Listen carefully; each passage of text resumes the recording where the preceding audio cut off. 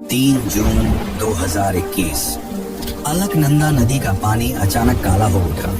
पहाड़ों से गर्जना सुनाई दे रही थी, जैसे कोई अदृश्य शक्ति चेतावनी दे रही हो। जोशीमठ के मकान एक एक कर धंसने लगे, लेकिन बद्रीनाथ मंदिर वह अडिग खड़ा रहा, जैसे कोई दिव्य ढाल उसे सुरक्षा दे रही हो। क्या यह सिर्फ एक संयोग था, या फिर भगवान विष्णु की वह प्रतिज्ञा सच हो रही थी, जिसमें उन्होंने कहा था यह धाम कलयुग तक अविनाशी रहेगा? लेकिन क्या आप जानते हैं, यह मंदिर असल में है ही नहीं। जी हाँ, जो मूर्ति आज पूजी जाती है वह अलकनंदा नदी की गहराइयों से निकाली गई एक रहस्यमयी मूर्ति है, जिसे आदि शंकराचार्य ने सपने में मिले संकेत के बाद खोजा था। ये दुनिया का एकमात्र ऐसा मंदिर है जिसने अपने विनाश की भविष्यवाणी खुद ही कर दी है। इस मंदिर में हर साल घटने वाली एक रहस्यमयी घटना संकेत देती है कि यह मंदिर जल्द ही विलुप्त हो जाएगी। उत्तराखंड के बर्फीले पहाड़ों के बीच स्थित यह बद्रीनाथ मंदिर हिंदू सनातन धर्म के 4 धामों में से एक है। ये केवल एक तीर्थ स्थल नहीं, बल्कि असंख्य रहस्यों का केंद्र है, जिसके अनसुलझे और चमत्कारी रहस्य आपको चौंका देंगे, जिन्हें वैज्ञानिक भी आज तक नहीं समझ पाए हैं। भक्त बद्रीनाथ धाम को दूसरा वैकुंठ लोक मानते हैं, क्योंकि माना जाता है कि आप यहाँ से सीधे वैकुंठ की यात्रा कर सकते हैं।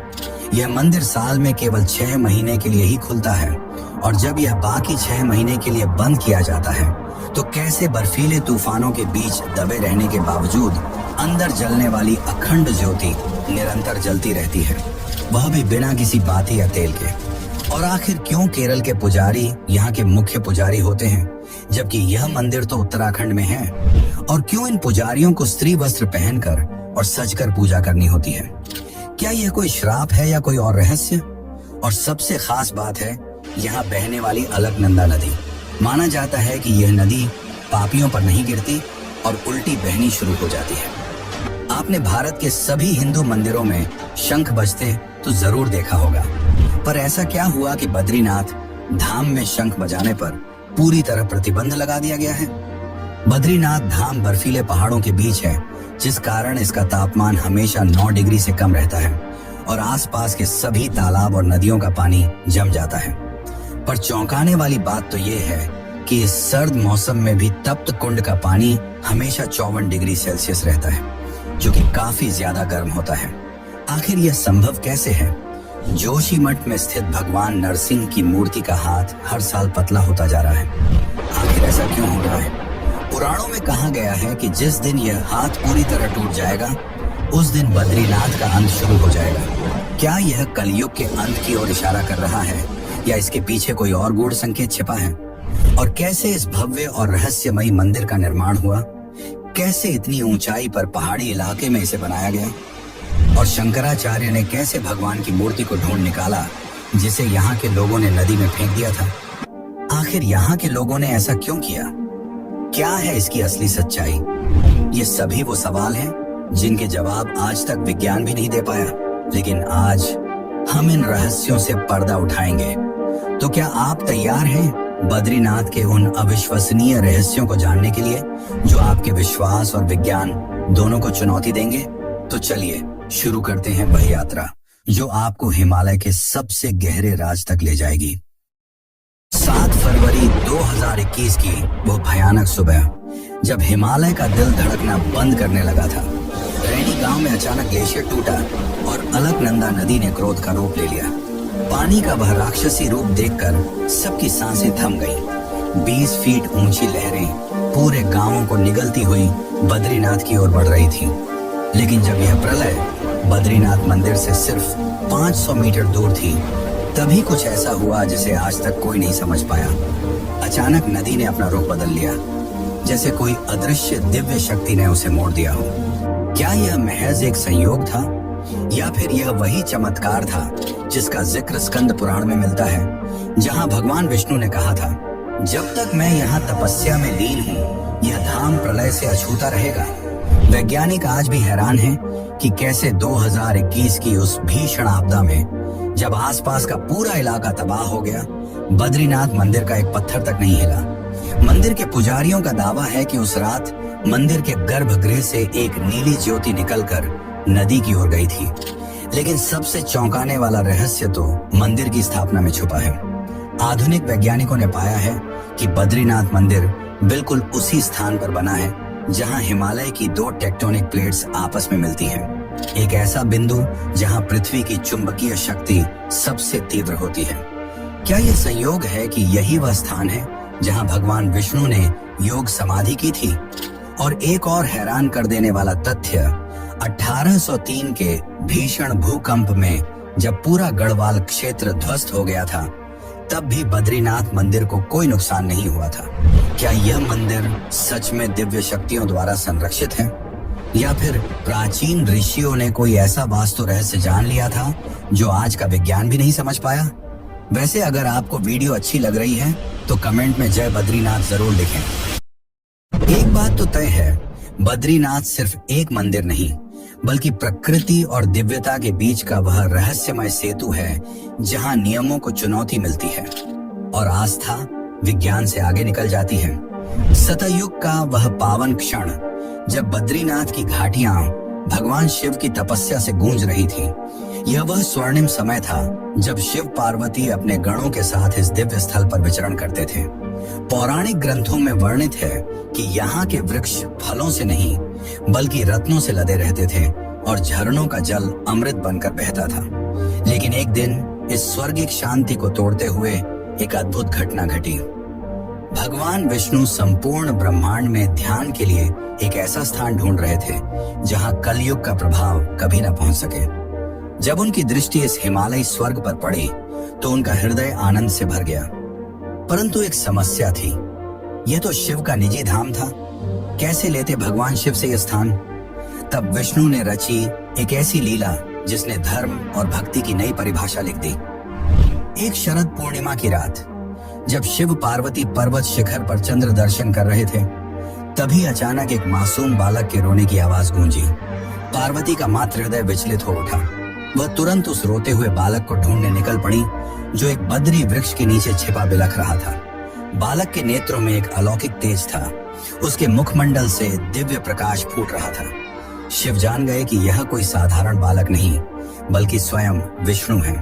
जैसे ही पार्वती ने बालक को गोद में उठाया और अंदर ले गई, विष्णु ने अपनी लीला का दूसरा चरण शुरू किया।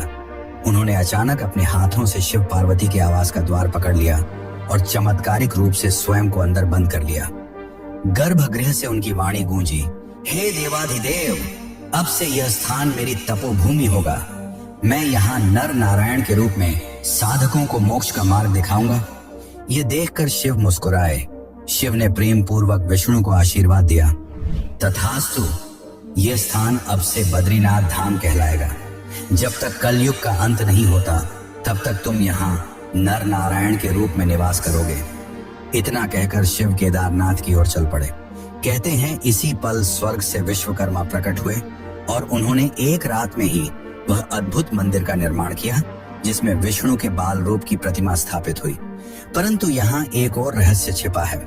मूल मूर्ति वास्तव में शालिग्राम शिला से बनी थी जिसे विष्णु ने स्वयं स्पर्श किया था।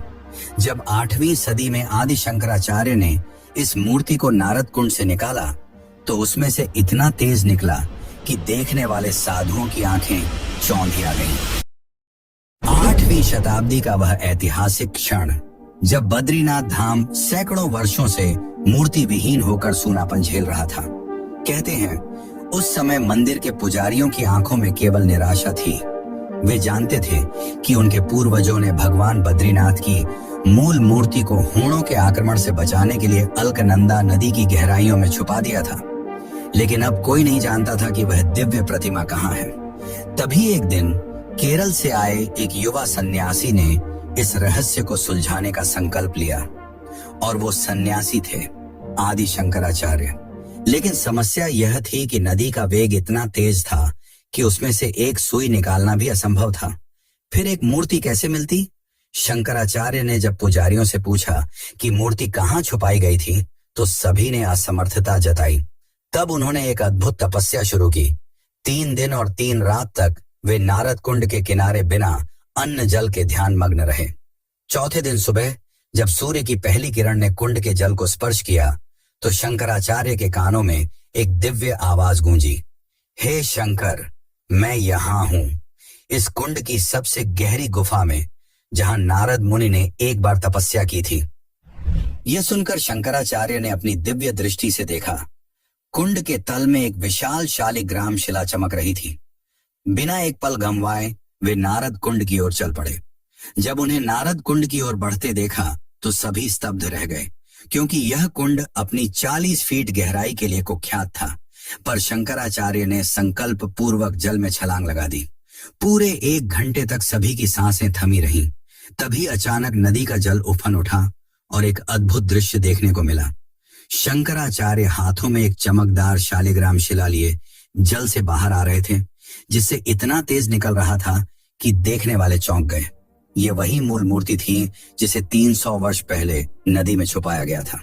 लेकिन सबसे आश्चर्यजनक बात यह थी कि मूर्ति पर एक भी शैवाल नहीं चिपका था। उसमें कोई दरार नहीं आई थी, बल्कि वह और भी अधिक चमकदार हो गई थी। शंकराचार्य ने समझाया, यह कोई साधारण पत्थर नहीं, बल्कि स्वयं भगवान विष्णु का साक्षात स्वरूप है। शालिग्राम शिला वह दिव्य पदार्थ है जो लाखों वर्षों तक जल में रहकर भी नष्ट नहीं होता। उसी दिन से यह मूर्ति बद्रीनाथ मंदिर के गर्भगृह में स्थापित हो गई। पर क्या आप जानते हैं, आज भी यह मंदिर साल में केवल 6 महीने ही खुला रहता है और बाकी के 6 महीने बंद। हर साल अक्टूबर नवंबर के आसपास जब इस क्षेत्र में काफी ज्यादा बर्फबारी होती है, तब भक्तों की सुरक्षा को ध्यान में रखते हुए यह मंदिर 6 महीनों के लिए बंद कर दिया जाता है। क्या यह केवल एक प्राकृतिक घटना है या इसके पीछे कोई रहस्य छुपा हुआ है? शास्त्रों के अनुसार जब मंदिर को 6 महीनों के लिए बंद कर दिया जाता है, तो इस दौरान मंदिर में देवता स्वयं आकर भगवान की पूजा करते हैं। 1934 में एक ब्रिटिश फोटोग्राफर ने दावा किया था कि उसने सर्दियों में मंदिर के अंदर से दीपक की रोशनी और मंत्रोच्चारण की आवाजें सुनी थी। जब उसने इसकी जानकारी तत्कालीन राजा को दी, तो उसे सख्त चेतावनी मिली कि इस रहस्य को कभी ना उजागर करे। 2017 में एक शोध दल ने मंदिर परिसर में सेंसर लगाए, जिन्होंने रात में अनजान ध्वनि तरंगे रिकॉर्ड की, ठीक वैसी ही जैसे कोई पूजा कर रहा हो। ये सारी चीजें गवाह हैं कि इस दुनिया में ऐसी कई चीजें हैं जो विज्ञान की सीमाओं को तोड़ देती हैं, और बद्रीनाथ इसका उत्तम उदाहरण है। मंदिर के कपाट बंद होने के बाद पूजा अर्चना का काम जोशी मठ में स्थित भगवान नरसिंह के मंदिर में विशाल उत्सव मूर्ति के रूप में जारी रहता है। कपाट बंद करने की तिथि विजयादशमी के दिन घोषित की जाती है और आमतौर पर अक्षय तृतीया के दिन इसे फिर से खोला जाता है। लेकिन सबसे चौंकाने वाली बात तो यह है कि मंदिर के कपाट 6 महीनों के लिए बंद करने से पहले मंदिर के अंदर अखंड ज्योति जलाई जाती है, जो 6 महीनों तक लगातार बिना बुझे जलती रहती है। आखिर क्यों इसका तेल खत्म नहीं होता? क्यों बाती पूरी तरह नहीं जलती? यह आज भी विज्ञान के लिए चौंकाने वाली बात है, लेकिन भक्त मानते हैं कि यह भगवान की उपस्थिति का प्रमाण है, और जब मंदिर 6 महीने बंद रहता है, तब देवता इस दीपक को जलाए रखते हैं। इस ज्योति के दर्शन मात्र से श्रद्धालुओं की आस्था और भक्ति को एक नई ऊर्जा मिलती है। कहा जाता है कि जो भी भक्त सच्चे मन से इस ज्योति के दर्शन करता है, उसे मोक्ष की प्राप्ति होती है। यही कारण है कि यह बद्रीनाथ यात्रा का एक अत्यंत महत्वपूर्ण आध्यात्मिक हिस्सा माना जाता है। बद्रीनाथ धाम की रहस्यमय गाथाएं यहीं समाप्त नहीं होती। इस पवित्र भूमि के हर कोने में एक अलग चमत्कार छिपा हुआ है। ऐसा ही एक अद्भुत स्थान है वसुधारा झरना, जो बद्रीनाथ धाम से लगभग 4 किलोमीटर की दूरी पर स्थित है। यह झरना लगभग 400 फीट की ऊंचाई से गिरता है। इसका जल अत्यंत ही पवित्र होता है, जिस कारण यह जल केवल पुण्य आत्माओं पर ही गिरता है। अगर कोई पापी व्यक्ति इस झरने के पास जाता है, तो वसुधारा उल्टी बहना शुरू कर देती है। मान्यताओं के अनुसार महाभारत काल में युद्ध समाप्त होने के बाद जब पांडव स्वर्ग की यात्रा पर निकले थे, तब वे यहीं से गुजरे थे और सहदेव ने यहीं पर अपने प्राण त्याग दिए थे। बद्रीनाथ धाम में एक चमत्कारी कुंड भी है, जिसे तप्त कुंड के नाम से जाना जाता है। इस कुंड के सामने प्रकृति भी अपने नियम तोड़ देती है।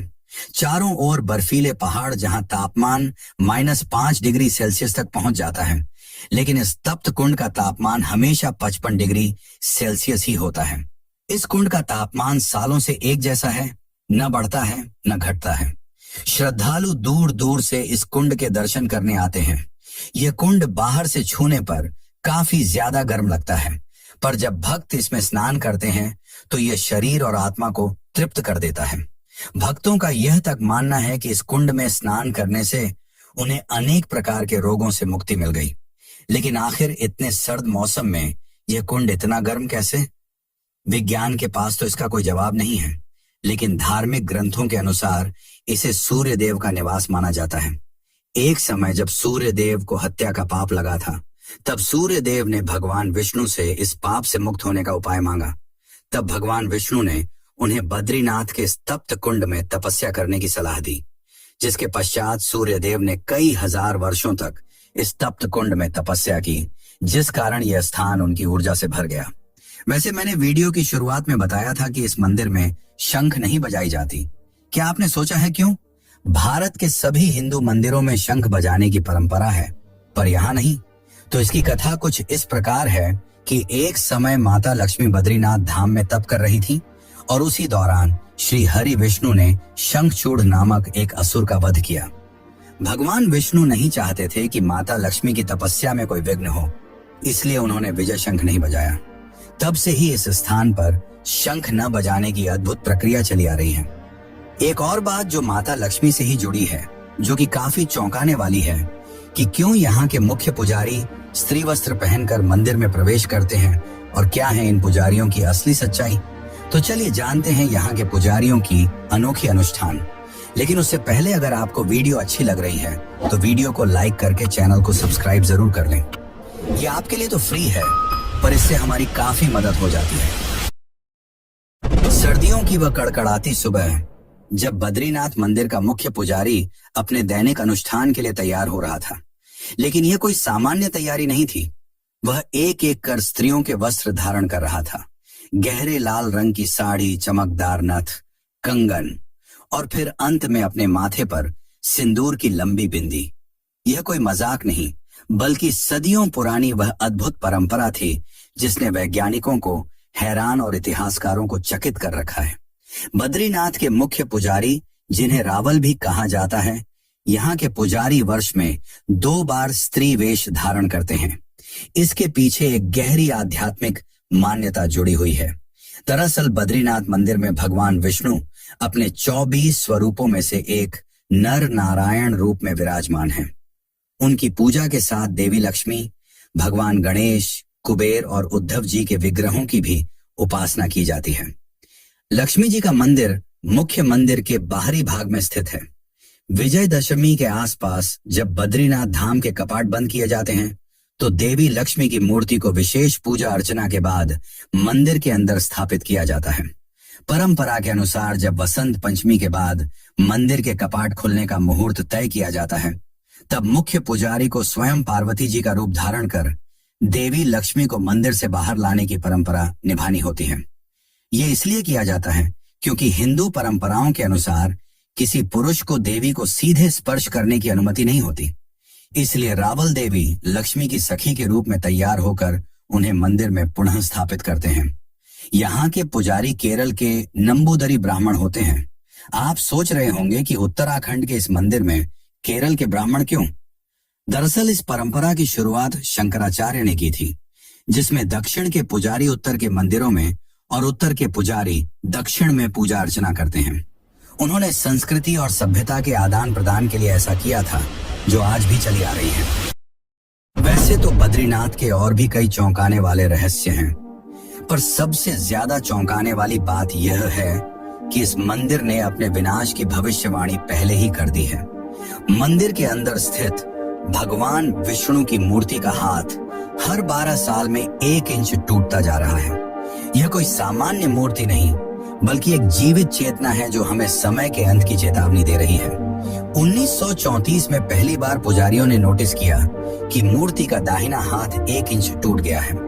हर 12 साल में यह हाथ और 1 इंच छोटा होता जा रहा है। 2024 तक यह 4 इंच टूट चुका है। हैरानी की बात तो यह है कि टूटे हुए हिस्से में से स्वर्णिम रेत निकलती है, जिसका विश्लेषण करने वाले वैज्ञानिकों ने पाया कि यह अज्ञात धातु है।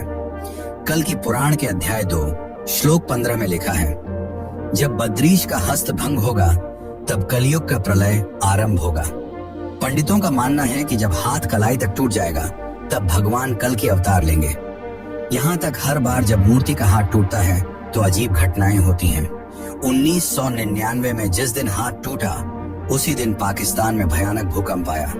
दूसरी बार 1911 में हाथ टूटने के 48 घंटे बाद जापान में सुनामी आई और तीसरी बार 2023 में टुकड़ा गिरते ही उत्तराखंड में बादल फटा। यह केवल संयोग नहीं बल्कि चेतावनी है कलयुग के अंत की। क्या यह सच में भगवान विष्णु का अंतिम संदेश है? क्या हम उस महाप्रलय के कगार पर खड़े हैं जब बद्रीनाथ का यह टूटा हाथ पूरी तरह से गिर जाएगा? या फिर यह कोई और दिव्य लीला है जिसे हम मनुष्य समझ नहीं पा रहे? बद्रीनाथ मंदिर की कहानी यहीं समाप्त नहीं होती। इस मंदिर का प्रसाद भी चर्चा का विषय है। बद्रीनाथ धाम में श्रद्धालुओं को दिया जाने वाला प्रसाद एक अनोखा रहस्य समेटे हुए है। इस मंदिर में तुलसी का प्रसाद वितरित किया जाता है जो बाकी मंदिरों के प्रसाद से अलग है। बद्रीनाथ मंदिर में चढ़ाए जाने वाले तुलसी प्रसाद की सबसे बड़ी विशेषता यह है कि यह कभी खराब नहीं होता। आप इस प्रसाद को कितने भी दिन रख लें, यह न तो खराब होता है और न ही इसकी सुगंध समाप्त होती है। इस तुलसी प्रसाद को विशेष रूप से भगवान बद्रीनाथ को अर्पित करने के बाद ही भक्तों को वितरित किया जाता है। कहा जाता है कि इस प्रसाद को ग्रहण करने से शारीरिक और मानसिक शुद्धता प्राप्त होती है। वैज्ञानिक दृष्टिकोण से देखें तो तुलसी में औषधीय गुण पाए जाते हैं जिससे यह जल्दी खराब नहीं होती। तुलसी में मौजूद एंटीबैक्टीरियल और एंटीऑक्सीडेंट गुण इसे लंबे समय तक सुरक्षित रखते हैं। लेकिन श्रद्धालु इसे केवल भगवान बद्रीनाथ की कृपा मानते हैं जो इस प्रसाद को दिव्यता प्रदान करती है। बद्रीनाथ धाम के रहस्यों की यह यात्रा अब अपने अंतिम पड़ाव पर पहुंच चुकी है, लेकिन एक सवाल अभी भी अनुत्तरित है। क्या यह वास्तव में धरती पर वैकुंठ है, जहां तप्त कुंड का रहस्य विज्ञान को चुनौती देता है, जहां मूर्ति का टूटता हाथ कलयुग के अंत की चेतावनी दे रहा है और जहां अदृश्य शक्तियां मंदिर की रक्षा करती हैं? ये सभी रहस्य एक ही सत्य की ओर इशारा करते हैं। बद्रीनाथ कोई साधारण स्थान नहीं बल्कि दिव्य और मानवीय लोक के बीच का सेतु है।